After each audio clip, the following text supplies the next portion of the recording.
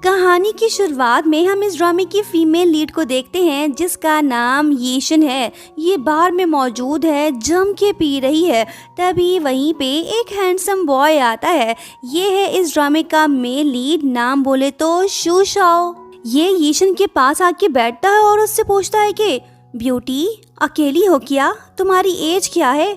यीशन इससे बोलती है कि तुम तो बड़े बदतमीज निकले, भला कौन जाए लड़की से उसकी एज पूछता है। तुम्हारा ये बिहेवियर तो काफी रूड है, तुम गलत लड़की के पास आके बैठे हो। तभी यीशन को किसी की कॉल आ गई। इसका पुराना आशिक चाइना वापस लौट रहा है, वही जो इसे शादी वाले दिन धोखा देकर अब्रॉड भाग गया था। अब जाके समझ आया कि यीशन इतनी दुखी क्यों है। वो लड़के से बोलने लगी कि हैंडसम मेरे साथ ड्रिंक करो, मैं तुझे बताऊंगी कि लड़की को कैसे पटाना है। शू शाओ बोलता है कि ठीक है, अगर मैं जीता तो तुम मेरी फ्रेंड बनोगी, अपने वीचैट में मुझे ऐड करोगी। लड़की मान गई। पीने का कंपटीशन शुरू। शू शाओ जानना चाहता है कि आखिर इस लड़की की एज क्या है। यीशन भी इसे बता ही देती है कि वो इससे 8 साल बड़ी है। लड़की ने हार मान ली। शू शाओ खुश हुआ, अब लड़की से वीचैट में ऐड करेगी, लेकिन वो बोलती है कि चलो साथ में नाचते हैं। लड़की अपने होश खो बैठी, शू शाओ के साथ डांस करने लगी। दोनों रोमांटिक होने लगे। फिर शू शाओ से उसके घर छोड़ आया। नेक्स्ट मॉर्निंग शू शाओ नींद से उठ पड़ा। यहाँ हम बताते चलें कि ये कॉलेज स्टूडेंट है, इसकी ग्रेजुएशन कंप्लीट होने वाली है। आज इसका एक कंपनी में इंटरव्यू है, इसे वहाँ पे पहुँचना होगा। इसका एक रूममेट भी है जिसका नाम फेंगशू है। वो पूछने लगता है कि भाई कल रात तुम कहाँ पे थे। वो बताता है कि पूछो मत, मैं एक चार्मिंग लड़की से मिला और उसका दीवाना हो गया। फेंगशू कहता है कि वाह भाई, तू तो बड़ा लकी निकला, पूरी कहानी बता, मुझसे कुछ ना छुपा। शू शाओ बोलता है कि टाइम नहीं है, इंटरव्यू के लिए लेट हो रहा हूँ, वापस आके बताऊंगा।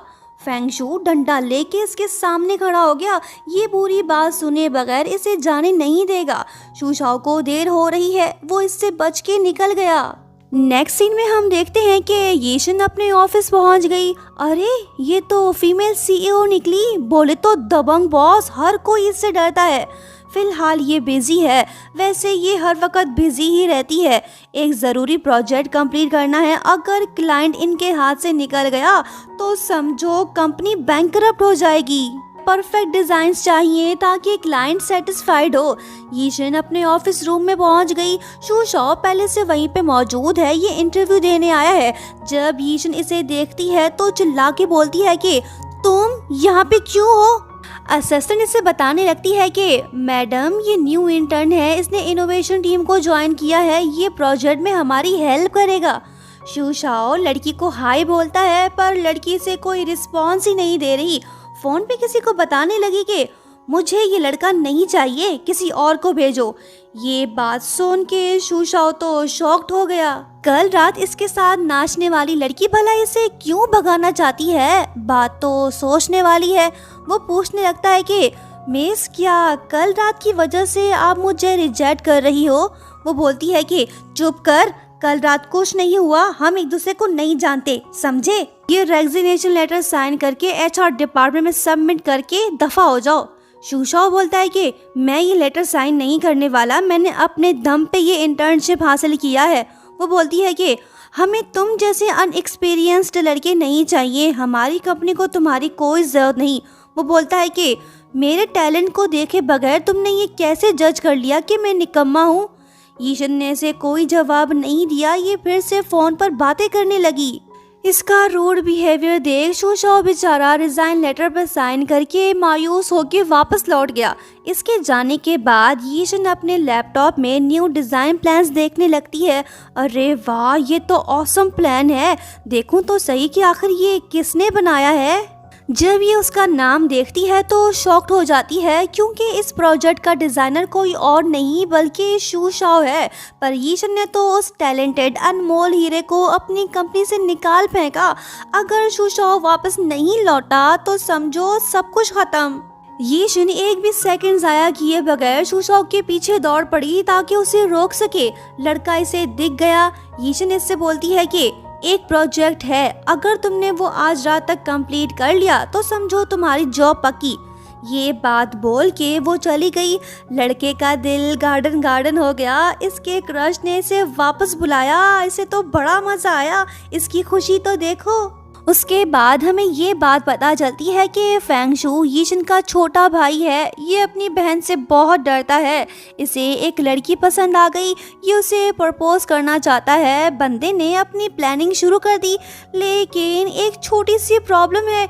इसके पेरेंट्स तब तक इसकी शादी नहीं करेंगे जब तक कि इसकी बहन किसी की दुल्हनिया ना बन जाए। मतलब कि बहन की शादी होगी तभी इसकी बारात निकलेगी। पर मसला ये है कि बहना 12 लड़के रिजेक्ट कर चुकी है। धोखा मिलने के बाद अब वो किसी पे यकीन करने को तैयार नहीं है।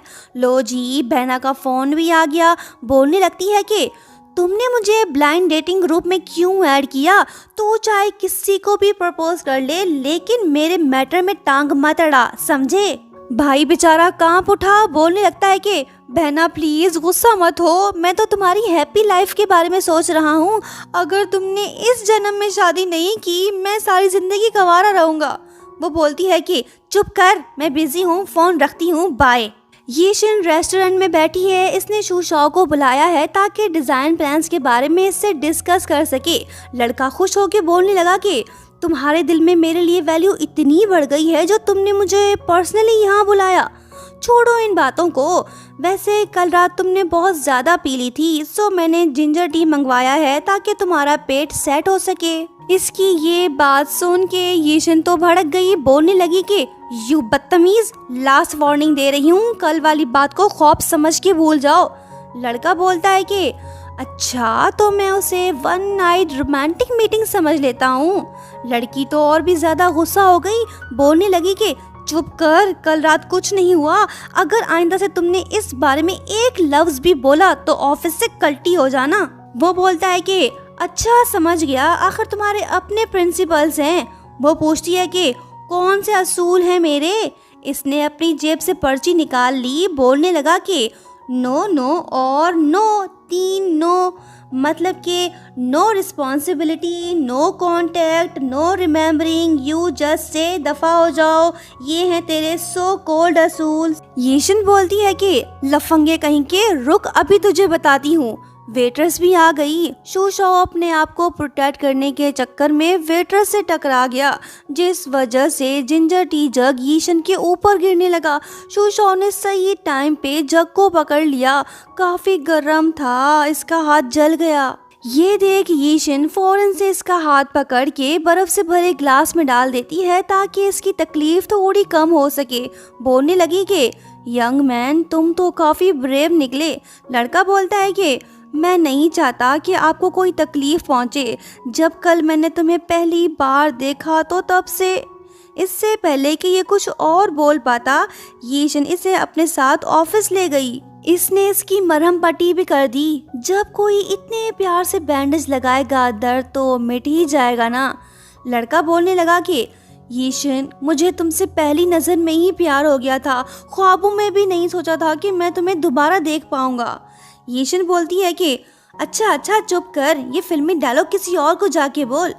शू शाओ बोलता है कि ये मेरे तन मन की सच्ची फीलिंग्स हैं, मेरा दिल तो मत तोड़ो। वो बोलती है कि सुन लड़के, कुछ बातें याद कर ले, तुम्हारा मेरा कोई रिलेशनशिप नहीं, हम कभी डेट नहीं करेंगे। सो बेटा हार मान ले, किसी और छोकरी को पकड़ ले। वो पूछता है कि मैडम काफी खूबसूरत हो, फिर डेटिंग शेटिंग क्यों नहीं करती? वो बोलती है कि मैं प्यार में बिलीव नहीं करती। शू शाओ बोलता है कि एक बार ट्राई तो कर ले, किसी से प्यार तो करके देख ना। वो बोलती है कि तुम्हें क्या लगता है कि मैंने कोशिश नहीं की होगी? चल बेटा हो गया, मैं जाके आराम करती हूँ, तो प्रोजेक्ट कंप्लीट कर। ये तो जाने लगी। शू शाओ चिल्ला के बोलने लगा कि मैं हार नहीं मानूंगा, तेरा पीछा नहीं छोड़ूंगा। यीशन बोलती है कि जो करना है कर ले, कुछ नहीं होने वाला। शू शाओ घर वापस लौट आया। ये फेंगशु को बताने लगता है कि भाई कल रात वाली लड़की तो मेरी बॉस निकली। फेंगशु को इसकी बातों पर यकीन नहीं, ये सिर्फ फेंकू समझ रहा है, सो इसने इससे प्रूफ मांग लिया। जब शू शाओ इसे फोटो दिखाता है तो फेंगशु को जोर का झटका लगता है, क्योंकि लड़की तो इसकी बहन निकली। वो चिल्ला के बोलने लगा कि तुमने उसके साथ क्या किया, बताओ, जवाब दो।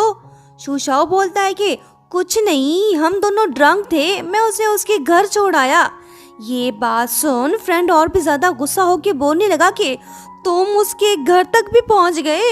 हाय मेरी फूटी किस्मत, मेरा यार मेरी बहन का प्यार निकला। सुन भाई, क्या तू उसे चेस करना चाहता है?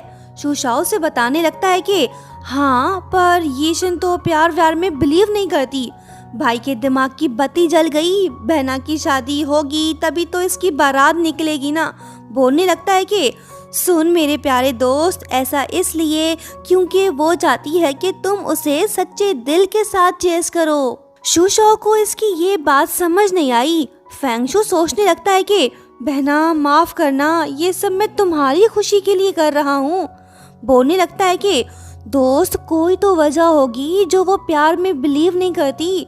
शूशाओ पूछता है कि क्या पहले किसी ने उसके दिल को तकलीफ पहुंचाई होगी? दोस्त बोलता है कि हाँ, अब आया ना तू लाइन पर। सुन दोस्त, इस जमाने में प्यार लग्जरी सा हो गया है, जरूर किसी ने उसका दिल दुखाया होगा। अगर तुम उसके टूटे दिल का इलाज कर सकते हो, उसके जख्मी दिल को सुकून पहुंचा सकते हो, तो फिर तुम्हारे लिए कुछ भी नामुमकिन नहीं।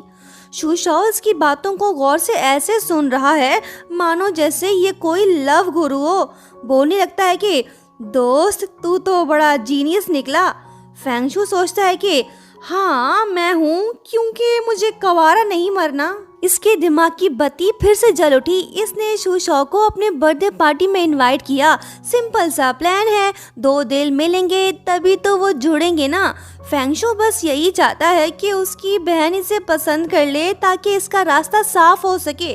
ये वाला भाई तो बड़ा ही शातिर निकला, लगता है कि अपनी बहन की शादी करवा के रहेगा। नेक्स्ट सीन में हम देखते हैं कि यीशन अपने घर में मौजूद है। बर्थडे पार्टी की तैयारियां चल रही हैं। शूलिन इसके साथ है, ये इसकी फ्रेंड भी है और इसके ऑफिस में जॉब भी करती है। तभी फेंगशू और शूशाओ वहीं पे आते हैं। घर तो जाना पहचाना सा लग रहा है, ये तो वही जगह है जहां मैं यीशन को छोड़ आया था। फेंगशू बोलने लगता है कि बहना मैं घर आ गया। जब यीशन की नजर शूशाओ पे पड़ती है तो वो हक्की बक्की सी हो जाती है। किसी की बहन, किसी की जान, सबके सब हैरान। और अभी तो रुको। शूलिन भी वहीं पे आ गई। शूशाओ बोलने लगता है कि आंटी आप यहाँ पे कैसे? किसी की आंटी, किसी की जान, वाह क्या सीन है। माहौल खतरनाक सा हो गया। इनका रिलेशनशिप तो काफी कॉम्प्लिकेटेड सा है। सब साथ बैठे हैं, खामोशी छाई हुई है, किसी को तो पहल करना होगी। फेंगशू बोलने लगता है कि हमारे संबंध तो काफी उलझे हुए हैं, चलो इन्हें सुलझाते हैं, एक दूसरे के बारे में जानते हैं। ये है मेरा रूममेट और दोस्त, ये है मेरी बड़ी बहन और ये मेरा पहला और आखिरी प्यार। शूशाओ बोलने लगता है कि तू चल मेरे साथ। ब्रोस की सीक्रेट मीटिंग शुरू। शूशाओ अपने फ्रेंड पे गुस्सा है कि इसने अपनी बहन के बारे में ऐसे क्यों नहीं बताया। वो बोलता है कि भाई मैं तुझे सरप्राइज देना चाहता था। दोस्त जरा सोच, तू मेरी बहन के पीछे, मैं तेरी आंटी के पीछे, हम दोनों एक ही कश्ती के सवार हैं। अगर हम साथ मिलके कोशिश करें तो हमारी फैमिली पूरी हो जाएगी। इससे ज्यादा अच्छी बात और क्या होगी। शूशाओ को इसकी ये बात दिल पे लगी। बोलने लगता है कि मैं तेरी हेल्प करूंगा अपनी आंटी को पटाने में, तू मेरी हेल्प करना अपनी बहन को पटाने में, डील पक्की ना। फेंगशू बोलता है कि अगर वो तेरी आंटी है तो इस हिसाब से मैं तेरा अंकल हुआ ना। वो बोलता है कि ओके ब्रदर इन लॉ। दोनों वापस लौट आए। फेंगशू अपनी बहन से पूछता है कि दी आप दोनों बार में कैसे मिले? बस ये बोलने की देर थी कि बहना गुस्सा हो गई। बोलने लगी कि तू चल मेरे साथ, अब तो इसकी खैर नहीं। शूशाओ बोलता है कि लगता है कि मेरे दोस्त का समय पूरा हो गया, वो जिंदा नहीं लौटेगा।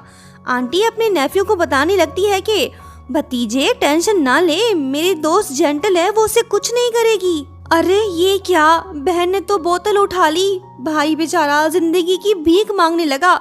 लेकिन बहना बोलती है कि ज्यादा मत बोल, पोल मत खोल, अगर तेरी जबान खुली तो मैं तुझे हमेशा के लिए सुला दूंगी, समझे।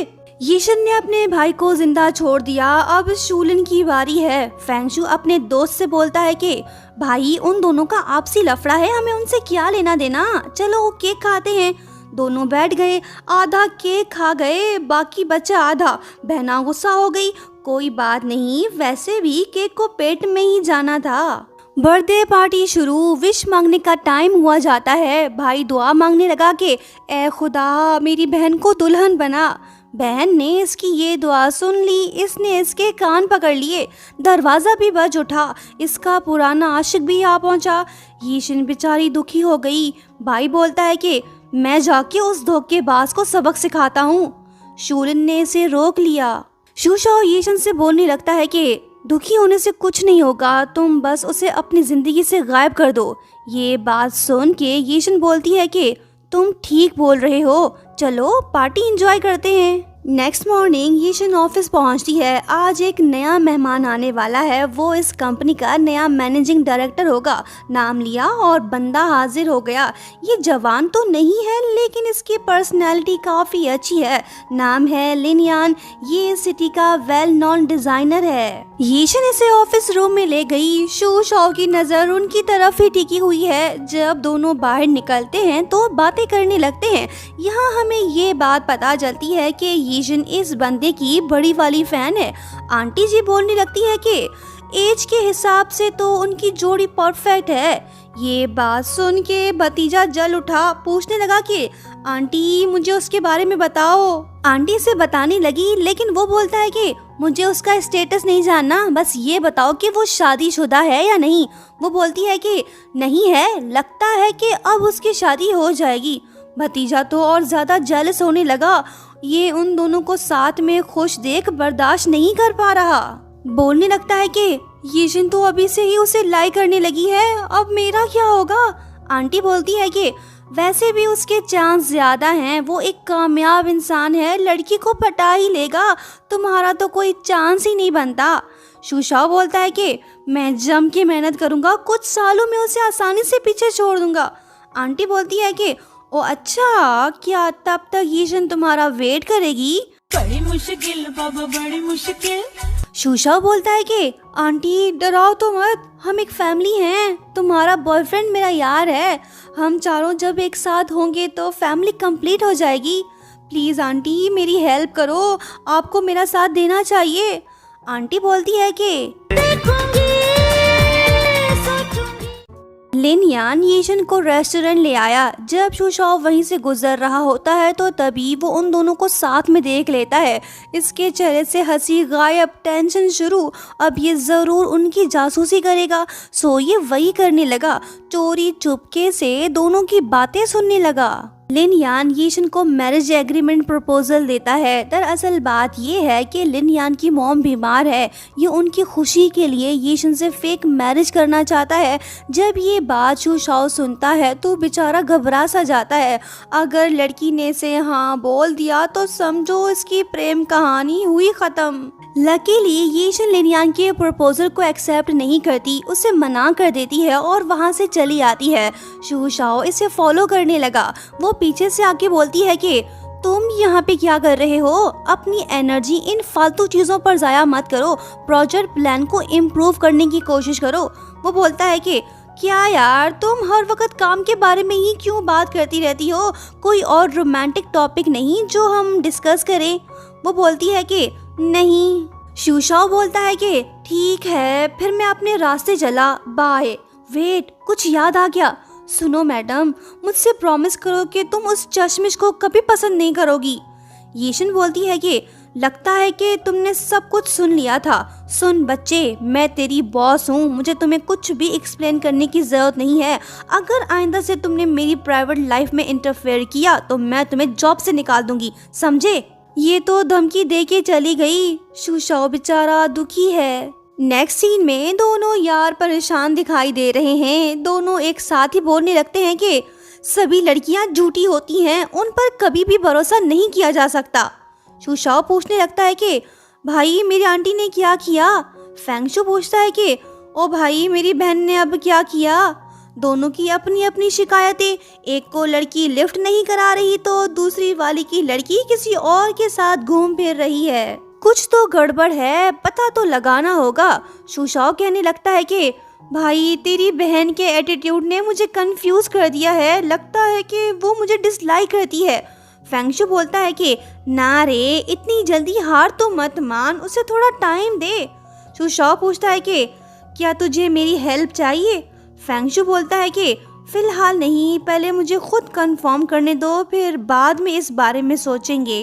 नेक्स्ट मॉर्निंग यीशन शुशाओ को अपने ऑफिस बुलाती है ताकि वो डिज़ाइन प्लान्स को मॉडिफाई कर सके। जख्मी दिल शुशाओ खामोशी से अपना काम करने लगा। दोनों आसपास तो हैं लेकिन फिर भी एक दूसरे से दूर हैं। हाय कितने मजबूर है ना।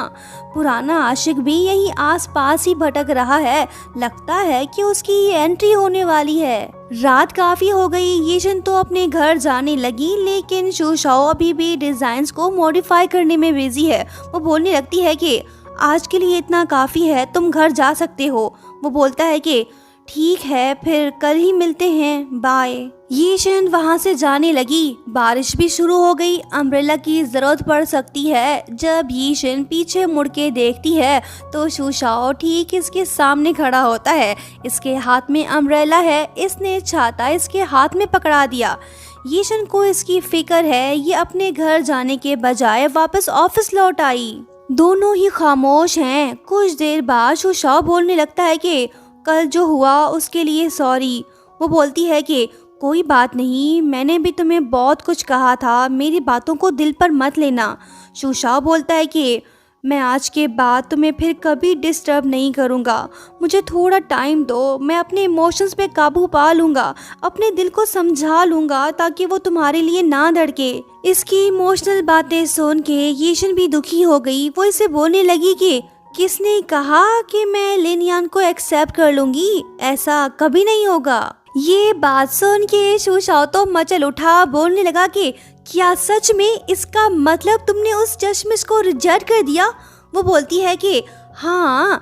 शुशाओ बोलता है कि फिर तो मेरा रास्ता साफ हो गया, मैं तुम्हारा पीछा करता रहूंगा, आओ इस खुशी में गले मिलते हैं। वो बोलती है कि चल हट छिछोरे कहीं के, ज्यादा सोचने की जरूरत नहीं है। शुशाओ बोलता है कि मैडम तुम भी आगे से ऐसा कुछ मत करना जिससे मेरा दिल डिस्टर्ब हो, ओके।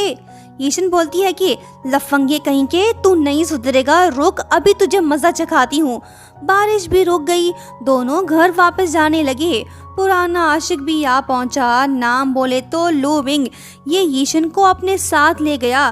दरअसल बात ये है कि लूमिंग चाहता है कि यीशन इससे शादी कर ले, पर यीशन इस धोखेबाज पर यकीन नहीं कर सकती, ये इसे साफ मना कर देती है। शुशाओ इनकी बातें सुन रहा है, पहले लिनयान, अब ये लड़की एक लड़के तीन, ये किसी की दुल्हन बनेगी भी या फिर कवारी मरेगी, आगे देखते हैं, पता तो चल ही जाएगा। धोखेबाज लूमिंग तो यीशन को शादी के लिए फोर्स करने लगा, पर यीशन इससे बोलती है कि तुम मेरे लिए मर चुके हो, मैं दोबारा तुम्हारी शक्ल तक देखना नहीं चाहती, दफा हो जाओ यहाँ से।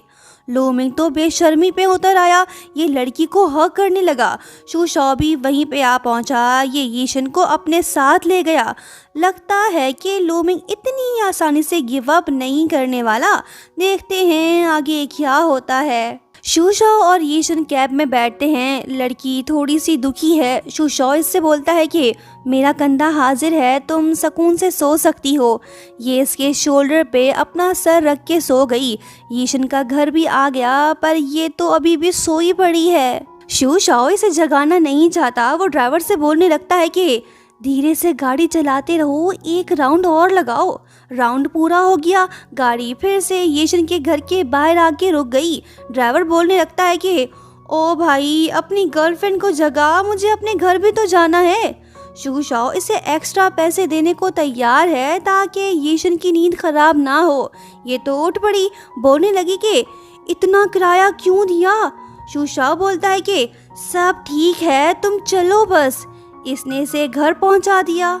नेक्स्ट मॉर्निंग जब यीशन ऑफिस में होती है तो तभी लूमिंग बाहर आके खड़ा हो जाता है। बंदा अपनी फुल तैयारी करके आया है, लगता है कि ये कुछ बड़ा करने वाला है। असिस्टेंट आके यीशन को बताने लगी कि मैडम आपके लिए सरप्राइज है, बाहर कोई आया है, आप चल के देख लें। जैसे ही वो बाहर आती है तो लूमिंग इसे बुके देता है। वो उसे प्रपोज करना चाहता है, लेकिन यीशन इसे वापस जाने को बोलती है। पर ये तो कहीं नहीं जाने वाला, बंदा तो रिंग भी ले आया ताकि ये सबके सामने यीशन को पहना सके। माहौल थोड़ा रोमांटिक सा हो गया। आसपास खड़े लोग भी तालियां बजाने लगे। अब इन्हें क्या पता कि इसने यीशन के साथ पास्ट में क्या किया था। बोलने लगते हैं कि यीशन हाँ कह दो, इससे शादी कर लो। शूशाओ भी आ पहुंचा। ये लूमिंग को रोकने के लिए आगे बढ़ता है, पर इसकी आंटी इसे रोक लेती है। जब लूमिंग यीशन को रिंग पहनाने लगता है तो तभी वो अपना हाथ पीछे कर लेती है। बोलने लगती है कि हमारा रिलेशनशिप 3 साल पहले ही खत्म हो गया था। अब इन बातों का कोई मतलब नहीं और ना ही मेरे दिल में अब तुम्हारे लिए कोई जगह है। शूशाओ तुम यहाँ आओ और इससे डील करो। वो आ गया। यीशन वापस लौट गई। ये सीन यहीं पे एंड हुआ। नेक्स्ट सीन में फेंगशू अपनी गर्लफ्रेंड को किसी और लड़के के साथ देख लेता है। इसका तो दिल ही टूट गया और सीधा अपनी बहन के पास जा पहुंचा और उसे बताने लगा कि दी शूलन मुझसे प्यार नहीं करती, वो किसी और के साथ है। सिस्टर बोलने लगती है कि तुम बच्चों वाली हरकतें करना छोड़ दो, इंसान के बच्चे बनो, वो तुझे पसंद करने लगेगी। नेक्स्ट इवनिंग दोनों प्रेमी मिलते हैं। फेंगशू शूलिन से डिमांड करता है कि वो रिलेशनशिप को पब्लिक करे ताकि सबको पता चले कि ये दोनों लवर्स हैं, लेकिन शूलिन तो ऐसा नहीं चाहती, इसे थोड़ा टाइम चाहिए। दोनों के बीच बहस शुरू हो गई। शूलिन इससे बोलती है कि चलो ब्रेकअप कर लेते हैं। ये चली गई। फेंगशू बेचारा नाकाम हुआ।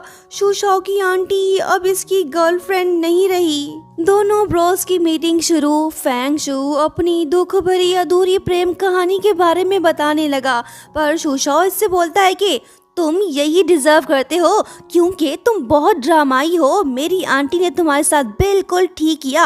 अगर उसकी जगह मैं होता तो मैं भी यही करता। मैच्योर बनो, सच्चे दिल के साथ उसे चेस करोगे तो कुछ भी नामुमकिन नहीं। उधर दूसरी तरफ यीशन अपने घर में मौजूद है। किसी ने डोर नॉक किया है। अरे नहीं, लूमिंग तो यहाँ भी आ पहुंचा। यीशन दरवाजा नहीं खोलती, लेकिन इसे तो पासवर्ड पहले से पता है, सो ये घर के अंदर दाखिल हो गया। यीशन इससे बोलती है कि अब हमारे बीच कुछ नहीं, तुम यहाँ से चले जाओ। बंदा तो ठीक ठाक बेशर्म निकला। ये यीशन के करीब जाने लगा। उधर दूसरी तरफ दोनों यार जासूस बन के रेस्टोरेंट के किसी कोने में छुपे बैठे हैं। शूलिन किसी लड़के के साथ डिनर करने आई है। आज तो पता चल ही जाएगा कि सच क्या है। जब शूलिन निंघाओ से पूछती है कि क्या तुम मुझे पसंद करते हो, मुझे चेस करना चाहते हो, वो बोलने लगता है कि हाँ यही समझ लो। बस फिर क्या। ये बात सुन के फेंगशू तो मचल उठा और सीधा उन दोनों के पास जा पहुंचा। बोलने लगा कि मैं इसका बॉयफ्रेंड हूँ, तुम निकलो यहाँ से। ये देख शूशाओ अपना सर पकड़ लेता है। उधर दूसरी तरफ जब ये शूशाओ को मैसेज करने लगती है तो तभी लूमिंग इससे मोबाइल छीन लेता है। ये इंसान तो खतरनाक बनता जा रहा है। जब तक यीशन इसे हाँ नहीं बोलेगी ये वापस नहीं जाने वाला। दूसरी तरफ का माहौल भी टेंस हुआ पड़ा है। फेंगशू गुस्सा है, ये भी वापस जाने को तैयार नहीं। शूशाओ भी वहीं पे आ गया। शूलिन निंघाओ से बोलती है कि फेंगशू मेरा बॉयफ्रेंड है। तभी शूशाओ को यीशन का मैसेज रिसीव होता है, जिसे पढ़ के ये फौरन ही वहां से निकल पड़ता है और यीशन को कॉल करने लगता है। उधर दूसरी तरफ लूमिंग काफी गुस्सा है क्योंकि यीशन के नंबर पे शूशाओ की बार बार कॉल जो आ रही है। लूमिंग इससे बोलता है कि तुम उससे मैसेज करो कि वो यहाँ पर मत आए। इसकी ये बात यीशन नहीं मानती। थैंक्स टू टैक्सी ड्राइवर जिसने स्पीड में कार दौड़ा के शूशाओ को सही टाइम पे पहुंचा दिया। लूमिंग ने यीशन को पकड़ रखा है ताकि ये दरवाजा ना खोल सके। शूशाओ भी जैसे तैसे करके दरवाजा खोल लेता है और घर के अंदर दाखिल हो जाता है। यीशन लूमिंग के पास खड़ी है। शूशाओ को चालाकी से इस पे अटैक करना होगा ताकि यीशन को कुछ ना हो। वो बोलने लगता है कि मैं तुम दोनों को डिस्टर्ब नहीं करूंगा, बस थोड़ा पानी पी के वापस लौट जाऊंगा। मौका देख ये लूमिंग पर अटैक कर देता है। दोनों फाइट करने लगे। यीशन बेचारी परेशान हो गई। फिर होता ये है कि लूमिंग कोई हैवी चीज उठा के सीधा शूशॉ के सर पे दे मारता है। ये तो बेहोश हो गया। यीशन भी इसके पास आके रोने लगी। शूशॉ अपनी आंखें नहीं खोल रहा। लूमिंग भी भाग निकला। थैंकफुली शूशॉ को कुछ नहीं हुआ। ये अपनी नींद पूरी करके होश में आ गया। यीशन इसके लिए ब्रेकफास्ट तैयार कर रही है, लेकिन इसने तो किचन में आग लगा दी। माहौल धुआं धुआं सा हो गया। शूशॉ ने आग को बुझा दिया। अब सब कुछ ठीक है। बोलने लगता है कि मैडम प्लीज आप किचन से दूर रहिए। बंदा थोड़ा रोमांटिक होने की कोशिश तो करता है, लेकिन गलत टाइम पे लुढ़क जाता है। दरवाजा भी बज उठा। शूशॉ की खूबसूरत और स्टाइलिश मॉम घर के अंदर चली आई। इन्हें अपने बेटे की फिक्र हो रही थी, सो ये उसे तलाश करते करते यहाँ आ पहुंची। मॉम पूछने लगती है कि ये लेडी कौन है। शूशॉ बताने लगता है कि मॉम ये मेरी बॉस है। वो बोलती है कि अच्छा गुड बेटा, अब तुम मेरे साथ घर चलो। बेटा जी तो कहीं नहीं जाने वाले, ये साफ मना कर देता है। यीशन इससे बोलती है कि जाते हो या मैं फेंगशु को कॉल करूं ताकि वो तुम्हें अपने घर फेंक आए। शूशॉ ने हार मान ली। ये मॉम के साथ चला गया। नेक्स्ट सीन में हम देखते हैं कि रात को जब यीशन ऑफिस से घर वापस जा रही होती है तो तभी भूख लगने की वजह से उसके पेट में गुड़गुड़ होने लगती है। शूशॉ सही टाइम पे केक ले आया। लड़की खुश हो गई। दोनों एक साथ बैठ गए। यीशन केक खाने में बिजी है तो शूशॉ इसके फोटोज लेने में बिजी है। यीशन इस पे बिल्कुल भी गुस्सा नहीं होती। वो बोलती है कि डर डर के क्यों ले रहे हो, अच्छे से फोटोज लो ना। शूशॉ को अच्छा मौका मिल गया। ये यीशन के साथ सेल्फी लेना चाहता है। लड़की का मूड भी अच्छा है, उसने हाँ बोल दिया। लड़का आके इसके पास बैठ गया। सेल्फी हो गई। अब घर जाना पड़ेगा। दोनों घर पहुंच गए। यीशन इससे बोलती है कि तुम 3 महीने से मेरा पीछा कर रहे हो, ये सिलसिला कब खत्म होगा, कब मेरी जान छोड़ोगे। वो बोलता है कि कभी नहीं, हमारे रिलेशनशिप की कोई हद नहीं और ना ही कोई इंतहा है। ये बात बोल के वो यीशन को गले से लगा लेता है और अपनी फीलिंग्स बताने लगता है कि इस बार लड़की मान जाएगी। अरे वाह, इसने तो सच में हाँ बोल दिया। माहौल थोड़ा रोमांटिक सा होने लगा। दिल की धड़कनें हुई तेज और फिर हुआ ये।